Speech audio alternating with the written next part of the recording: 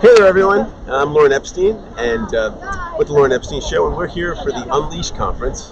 And as you can see behind me is the Louvre Pyramid. So we've been coming to these shows for years, and I found that we never really seemed to capture the beauty of the city. And so we thought we would take this opportunity to show you and bring to wherever you are this wonderful, wonderful piece of sculpture here that was designed by I.M. Pei and installed in the 80s, and is now a fixture of the Louvre Museum, which is one of the oldest and has one of the largest collections of art in the world. This is like our beginning of doing YouTube, so I've been told to say like, share, comment, and subscribe. So like, share, we like, before we even give you anything, you got a lot of work to do. So like, share, comment, and subscribe.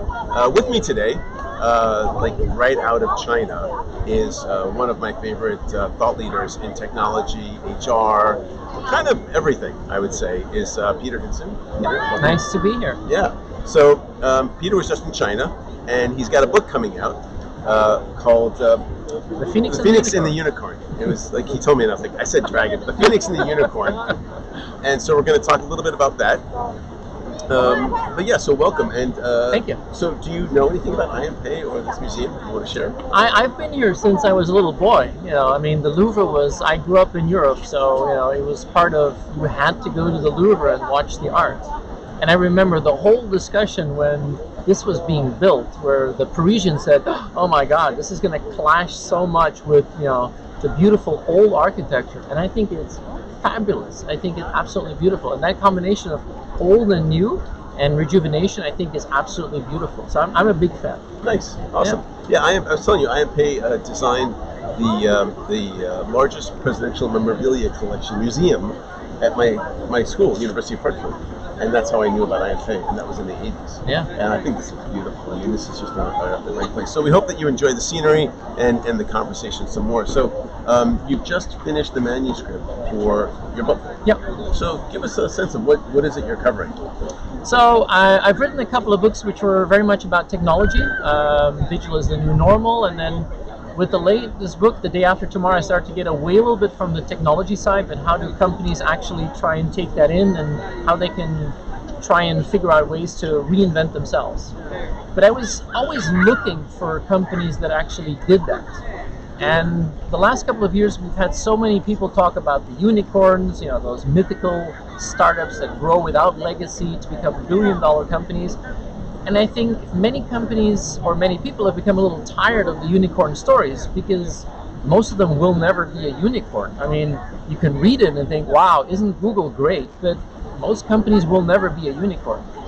And I became obsessed with this idea of the phoenix, which is probably now my favorite mythical animal, yeah? Because the phoenix can reinvent itself and go through hell, but actually come out stronger. And I said, wow, wouldn't it be great if you could find companies that are reinventing themselves, are going through a really rough time? Is there something that the phoenixes can learn from the unicorns? And can we actually see physical companies, phoenixes, that are capable of getting out stronger in the end because they've gone through that battle? And that was the whole idea behind the book. I started to investigate, and I found a couple of companies that are doing amazingly well, that are undergoing a transition or have gone through a transition, but in my opinion have come out really stronger because of that struggle. So the one thing that we were talking about earlier, and for those of you watching, I'm sure have experienced, is that when you come to a conference like Unleash that has really powerful, potent ideas and use cases of like, here, this is really working well at this company, here's what we did, here's what we can do, go back to your company and do it, the practitioners take this, go back to their companies and meet resistance, just a ton of resistance. And I think that there's a weariness for directors of HR and leaders, talent acquisition leaders, and many leaders, to take back what they've learned, because they know people are just, they're not going to buy in. And I was saying earlier that we interviewed Denise Dressler from Avature, and she created a talent acquisition agile methodology. And we were talking about, like, so what's the smallest test case you can use? And she's like, one person. So they've actually tested something on one person, which seems to work. But so I'm kind of on the fence. Like, how do people do that? How do you change culture? Because like to me, changing cultures and changing the way we see things, and people don't seem to want to do that. No, absolutely. And I think my experience has been in studying the Phoenixes is that you need to be all in. I mean, you cannot be half pregnant to go through something as fundamental as that. And what is interesting is a lot of companies have gone through some sort of a transformation in the last couple of years because of the customer focus, right? I mean, today with all this technology, the convenience is the new loyalty. Mobile has changed the game, digital has changed the game. We now know that if you want to be relevant for customers, you need to change. But that's been like 95% of the journey of most companies in their transformation in the last 5 or 10 years. That isn't enough. I think you're never going to be a phoenix if you only focus on the customer side. You need to do it all in. And the companies that I've seen that have really made that transition have done it both on the market, on the customer side, on the organization, the HR side, on the culture side, and on the strategy side. And I think you need to do that all in. I think that's one of the maybe saddest consequences or maybe things that I've really learned from studying the Phoenixes. If you don't do that, the chances that you're going to fail are very high, and the chances that you're going to frustrate the innovators in the company even more is actually tremendous. And I'll give you a really nice example, because people always say, show me a Phoenix. I think there are plenty of them. Disney, for example, is a company that is a Phoenix at this moment. Really? Oh yeah, absolutely. I mean, Disney was a company that 15 years ago was in a slump, right? I mean, they weren't churning out the movies and the content anymore that was really enticing to a new generation of youngsters. They had the Pixar movies. Oh, well, that was before, I guess, before they... No, but that's a good idea. What they did is they did a couple of really clever acquisitions to get more in tune with their new customer base. They bought Pixar, they bought Marvel, they bought Lucasfilm. I mean, they did some really clever acquisitions. But they didn't just focus on making sure they were still relevant to their young customers. They also completely transformed the organization. From a technology point of view, I would argue Disney is now one of the most innovative companies in the tech space you can imagine. I mean, they're launching Disney Plus in just a few weeks. You can see what an enormous impact that has. What's Disney Plus going to be? Disney Plus is the complete assault of Disney on Netflix. I mean, they are launching Disney as a streaming, basically Disney as a service. Right. And if you look at that, nobody would have ever thought 10 years ago that Disney would be a tech company, but it is. I'm gonna ask you to pause for a second, because I'm remembering that I need to give my sponsor call out. Oh. So I want to give a sponsor call out to Smart Recruiters. Go to smartrecruiters.com to check out. That's one of the better ATSs. You can definitely get a lot of value there. And also Brazen Technologies. Brazen does chatting for interviewing, very good piece of technology. And the Talent Board. So if you have not experienced the Candidate Experience Awards, check out talentboard.org. Yeah, I think that's... Oh, and Unleash, of course, Unleash. Of course. Yeah, and if you want to get your name read, let us know. We'll do that. So Disney is coming out with Disney Plus. Absolutely, but it's not just customers and technology, also the cultural side. Yeah. What they've done a lot with the acquisitions is not just take over a product range, but actually really start to take some of that deeply needed cultural change and absorb some of those cultures into a new Disney. And I think that's the only way to do it. How have they done that? Well, I think... Give me some hows. I know it's complicated. I think, and again, I say this is probably one of the conclusions that is sometimes a little harsh, but if you don't have that top leadership commitment, it isn't going to work. And the CEO of Disney, in my opinion, has done a tremendous job. He's had a lot of controversy in the last couple of months about his paycheck, but honestly, if you see what he did, and I remember an interview with him, I think 1 or 2 years ago, and he said, I am the Chief Transformation Officer.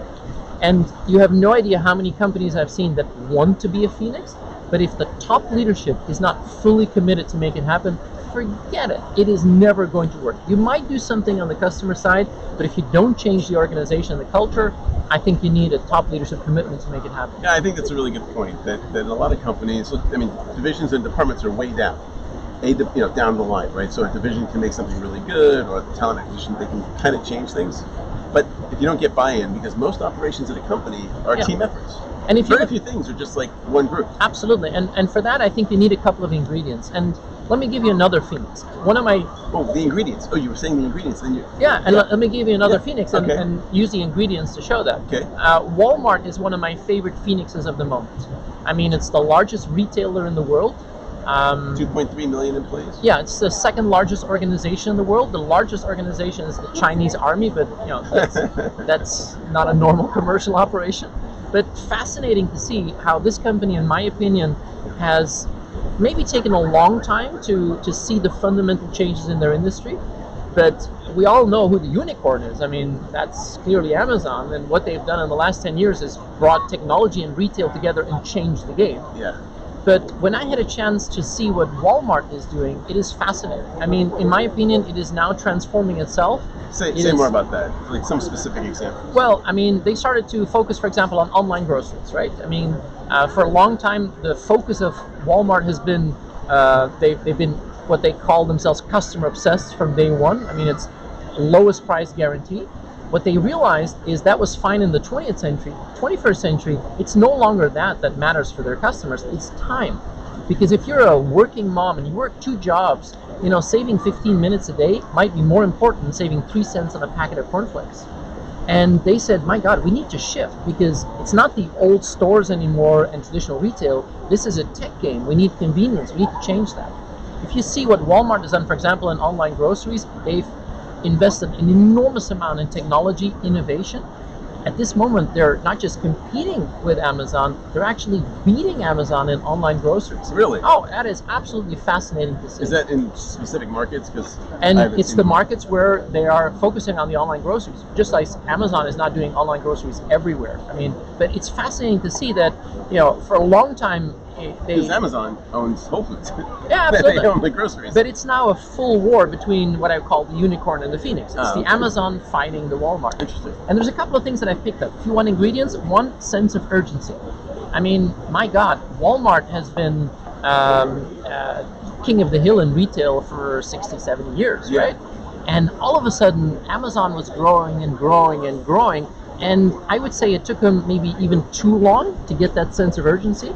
But if you don't have that sense of urgency, forget it. Second thing you need a really clear vision on what your transformation is going to be. If you want to articulate that, you need to figure out what your strategy is.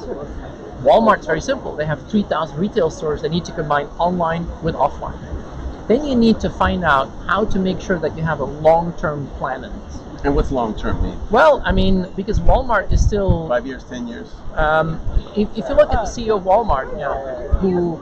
It's a publicly traded company, but Doug McMillon, the CEO, says we're in this for the long-term game, which means it's beating Amazon, right? It's not beating a quarter or making sure that an analyst is happy at Goldman Sachs. This is the long-term game. This is about survival of the organization, about preserving what they do in the supply chain and making sure that they can keep feeding 2.3 million people. And I think that is interesting because without that sense of urgency, without the clear vision, without the long-term aim, and without the executive support top-down to make it happen, if you don't have those 4, in my opinion, you can never have a successful transformation. Wow. And I think it's something where many companies are going to have to try and figure out what that really means for them. That's leadership, that's commitment, that's vision, and it's really about empowering the innovators. You have no idea, you're probably the same, how many companies I meet where you have brilliant people. I mean, people who are wonderful in their ideas and creativity on how to transform an industry, a company, an organization, and who are deeply frustrated in the organization. Oh my goodness, yes. Yeah. I bet everyone who's watching this who's ever worked at a company has felt that way. Well, because if they're watching it, they're innovators. And they're interested in this kind of stuff. True. And in my experience is that I think they shouldn't be discouraged, because I sometimes feel like I'm the Richard Attenborough trying to find those rarest of species, the phoenixes, but they do exist. And I think you can actually create the environment where these phoenixes can really transform themselves. So one of the things we were talking about earlier was kind of the social impact and the global impact of corporations. And my father-in-law, who I mention often, David Horton, has written extensively on the negative impact on multinational global corporations on our environment. And right now we're in a crisis. I think we're in a global crisis around our climate. And if we don't start doing things about how we're going to slow down or in some ways fix our pollution problems, that we're not going to be here. How have the Phoenixes addressed that, or have they, and can they? I mean, it's just something that is taken into account, because a lot of companies will be like, look, we're in the business of making money. We're not in the business of making the world a better place, or providing healthcare, or any of these other things, because that's where a lot of the problems came from. Not all of them, but a lot of the problems came from corporations accessing resources and not taking care of the system. Well, I think certainly not all the Phoenixes. I mean, that we are getting to a point where in society today, I have to search the statistic, but I heard recently that of the 100 largest financial entities in the world, 69 are not countries. And that used to be completely different. I mean, in the era of this, I mean, nation states were the ones that provided for people and healthcare and benefits and education. And I would argue maybe 100, 150 years ago, of the 100 largest financial entities, probably 95 were countries, right? That ship has sailed. And we're now in a situation where if 69 of the largest entities that have an impact on this world are corporations or platforms, because I think that's even maybe a different genre, we're going to have to figure out how are they going to contribute to a better planet. Yeah, that scares me. And I think it will be that really scares me. Well, I agree. But it will be foolish, I think, to think that these 69 don't realize that if they're just in it for the short-term gain, that they're just basically going to dry up their user base. Right? So let's talk about that, because when we walked like an hour through Vegas a few months ago, and what we came to, at least one of the things we came to, was that if people are focused on long-term solutions, they'll make better choices. Right? And I think that's true for the individual, or it's true for organizations, but in my country with the stock market and the quarterly kind of micro targets, it doesn't rationalize. It doesn't line up. And what you're saying, though, with Phoenix mindset, which is really what people need to adopt, is a Phoenix mindset to succeed as a company.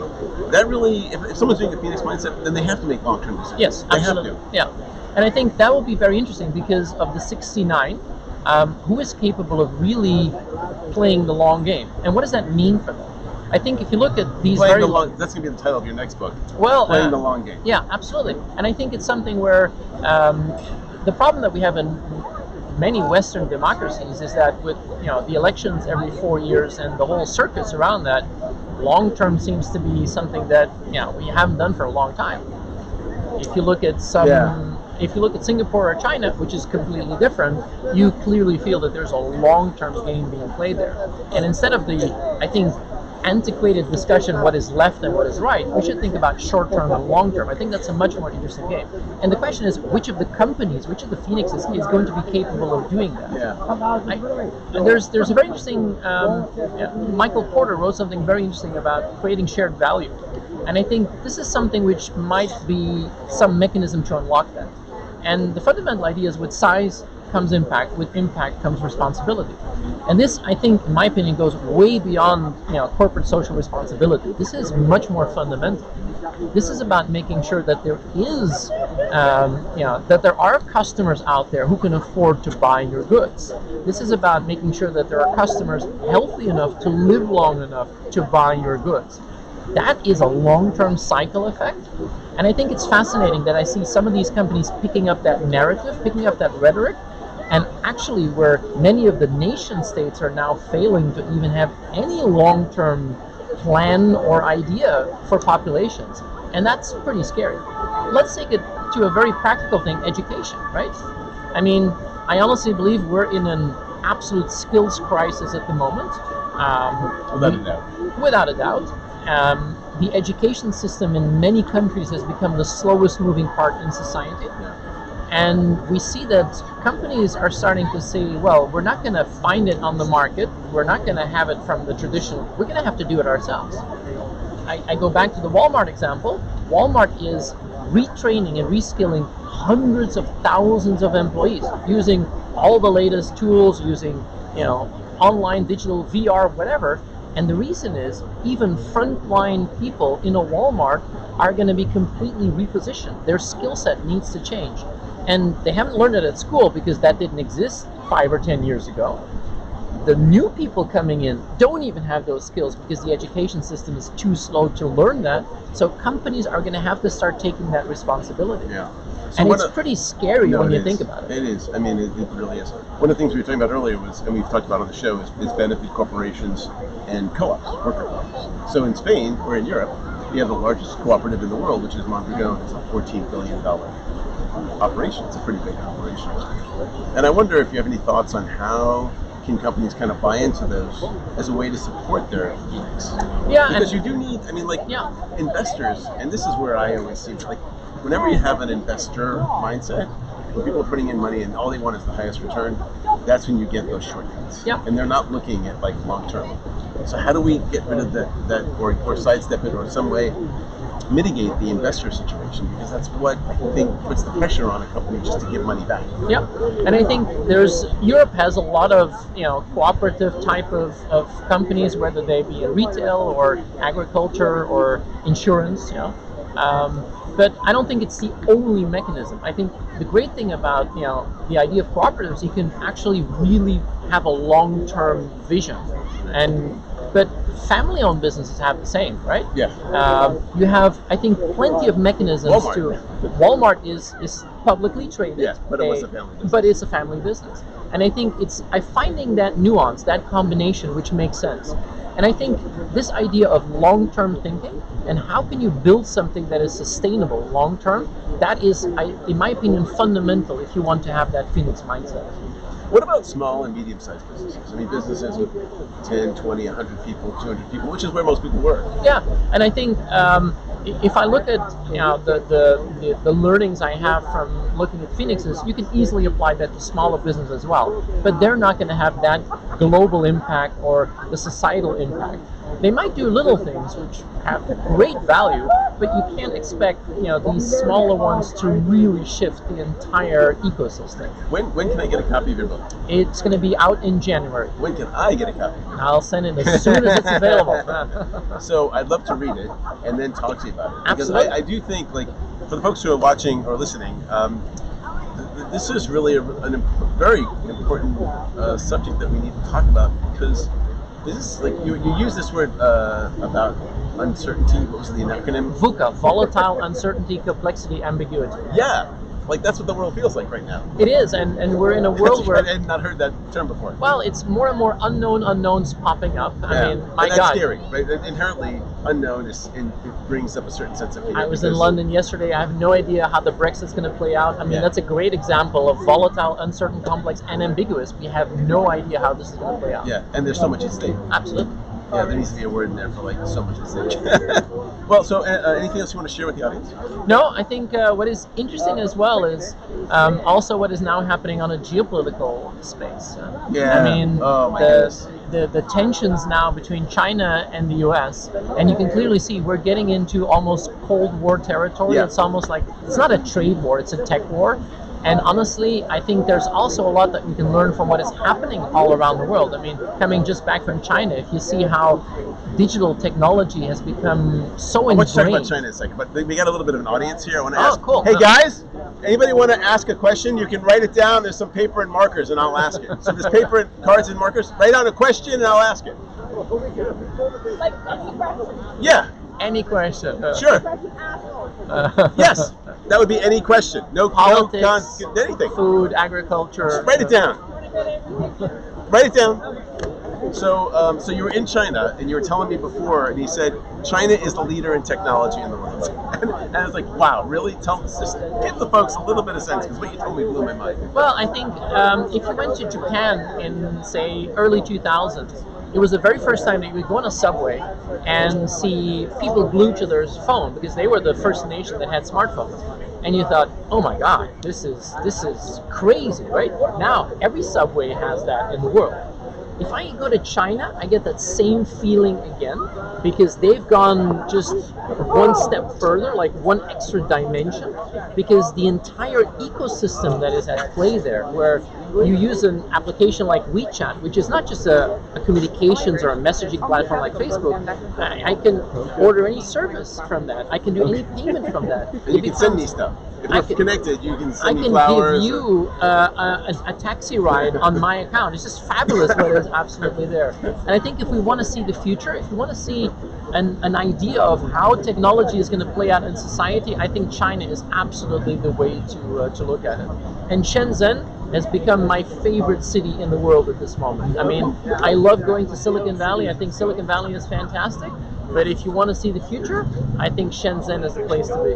That's cool. So somebody gave me a question, but it's in French. So I'm going to ask you to read it. It's in Irish. Or it's in Gaelic. In Gaelic? I think it's in Gaelic. Is it in I Gaelic? cannot read that. Is that in Gaelic? Yeah, it's in Gaelic. What's your name?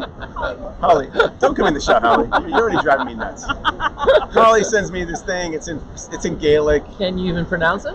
No. No, you're not even going to try it. No. I speak Brooklyn English. Okay, yeah, that's Barely. cool. Yeah. Barely. So for those of you who can't see, we got about, I don't know, 10 or 15 people that are hanging out, watching us. And you're going to be speaking tomorrow. So I'm speaking doing at the opening keynote on Unleash tomorrow morning at 9 o'clock. Yeah, cool. On The Phoenix and the Unicorn. The Phoenix and the Unicorn. So if you're here at Unleash, come at 9 o'clock tomorrow morning at the Paris Convention Center. Again, shout out to our sponsors, Smart Recruiters, we love them. Talent Board, we love them. Kevin Grossman, rock on, buddy. And Brazen, Joe Matar. Joe, rock on, my friend. And Unleash. And Unleash. And also to my video engineer, my sound engineer, my coach, my emotional crutch, Apote Odai. Everything. And yeah, so thanks so much for being on the show. Thank you very much. Thanks for having me. That was great. That was fun.